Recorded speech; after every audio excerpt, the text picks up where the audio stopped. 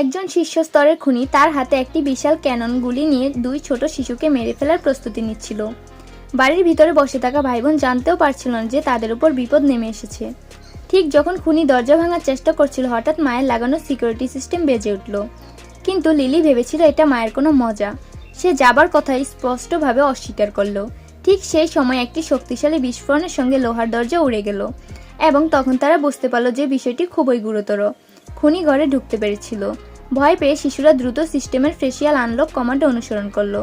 পরের মুহূর্তে দেয়ালে একটি কুকুরের সাইজের সুড়ঙ্গ খুলল এবং তাদের পোষা কুকুর ব্রুনো ইঙ্গিত করল, দ্রুত ভেতরে আসো। দুইজনের সুড়ঙ্গের মধ্যে ঝাঁপ দিল এবং সামনে যা দৃশ্য ছিল তা দেখে অবাক হয়ে গেল। ভিতরে একটি মিনি মিলিটারি ব্যাংকার তৈরি করা ছিল। ঠিক সেই সময় একটি বড় স্ক্রিনে তাদের মা দেখা দিল। মা বলল, ভয় পাওয়ার দরকার নেই, এখানে সবকিছুই তোমার সুরক্ষার জন্য তৈরি করা হয়েছে। এখন শোনো। লিলি কিছুই বুঝতে পারছিল না। ঠিক সেই সময় ব্রুনোর কণ্ঠ শোনা গেল। দুইজন একে অপরের দিকে তাকিয়ে রইল। কুকুরটি কথা বলছে। ওই সময় বাইরে খুনিরা শেপ রুমের এন্ট্রি পয়েন্ট খুঁজে পেয়েছিল, কিন্তু ঠিক যখন সে ঢুকতে যায় একটি স্প্রিং টেপ তাকে সরাসরি আকাশে উড়িয়ে দেয়। রেগে থাকা খুনির সঙ্গে সঙ্গে ক্যানন মোড অন করলো, কিন্তু ভিতরে লিলি এবং স্যাম স্ক্রিনে প্রদত্ত নির্দেশনা অনুসরণ করলো। তারা দুজনে উইন্ড চেম্বার সিটে বসলো এবং পরের সেকেন্ডে সুপারলাইট স্পিডে নিচে পড়ে নতুন একটি স্থানে পৌঁছে গেল। খুনি তাদের পিছনে পৌঁছে গেল।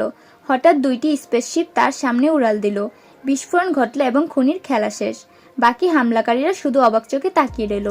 শিশুরা নিরাপদ ছিল এবং তাদের মায়ের প্রযুক্তি আরও একবার তাদের জীবন বাঁচিয়েছিল।